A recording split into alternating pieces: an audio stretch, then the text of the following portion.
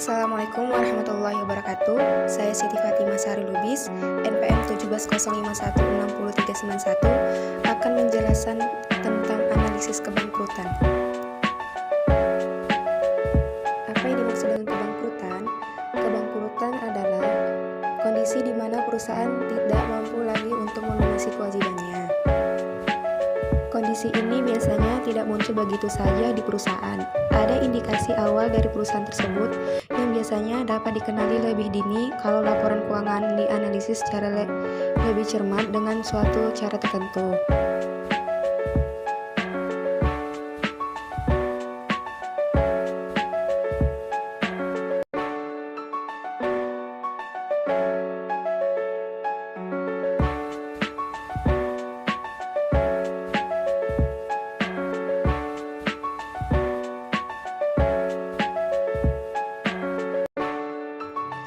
Adapun pengaruh kebangkrutan, yaitu kebangkrutan perusahaan dapat berpengaruh besar terhadap kreditur atau investor surat hutang dan investor atau investor saham.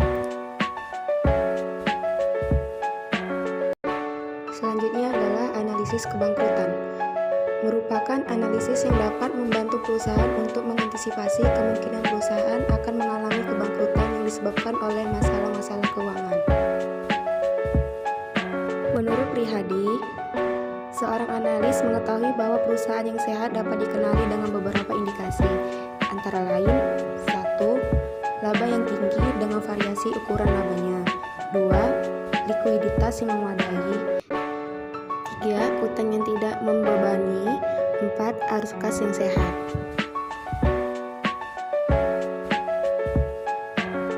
Secara umum, model analisis kebangkrutan dapat dibagi dua kelompok, yaitu 1. Univariate, 2. Multivariate. Univariate bertumpu pada satu variabel saja. Pada model univariate ini, dalam penelitian Beaver dapat disimpulkan bahwa rasio cash flow atau total liabilitas merupakan indikator paling kuat terjadi kebangkrutan. Dan model yang kedua yaitu model multivariate. Multivariate ini rasio yang paling kuat untuk memprediksi kebangkrutan mempunyai urutan sebagai berikut. 1. Rasio likuiditas. 2. Rasio solvabilitas. 3. Rasio profitabilitas. Dan 4. Aktivitas. Selanjutnya yaitu analisis kebangkrutan Z-score, yaitu suatu alat yang digunakan untuk memprediksi tingkat kebangkrutan suatu perusahaan dengan menghitung nilai dari beberapa rasio, kemudian disubstitusikan dalam persamaan diskriminan. Dan selanjutnya yaitu langkah-langkah menghitung prediksi kebangkrutan. 1. Menghitung rasio-rasio yang terdapat pada metode Altman Z-score. 2. Hasil dari tiap rasio tersebut dikalikan dengan koefisien dari rumus yang telah ditentukan.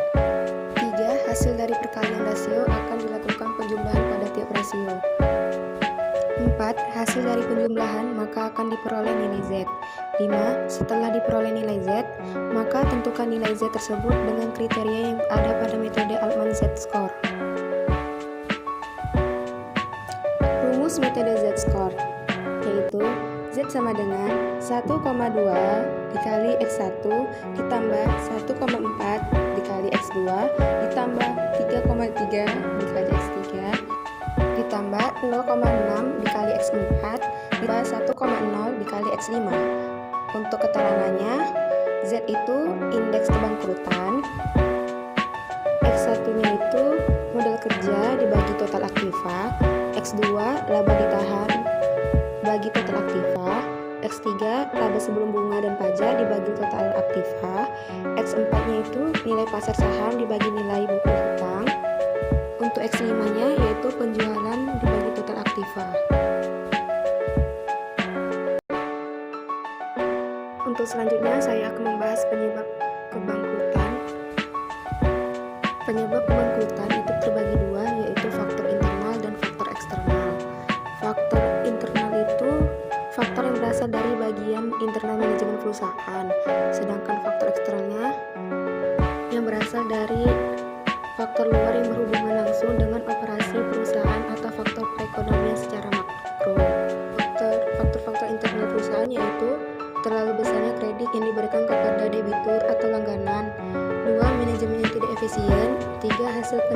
tidak memadai.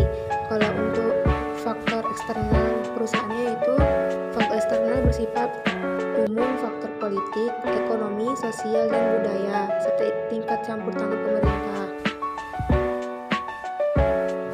Selanjutnya itu tahapan kebangkrutan, itu ada 4: 1. Latency, 2. Shortage of cash, 3. Financial distress, 4. Bankruptcy.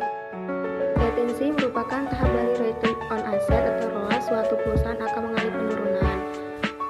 Shortage of cash merupakan tahap kekurangan kas. Financial distress merupakan tahap kesulitan keuangan yang dapat dianggap sebagai keadaan keuangan darurat. Dan untuk bankruptcy merupakan tahap kebangkrutan. Sekian pembahasan dari saya ucapkan terima kasih.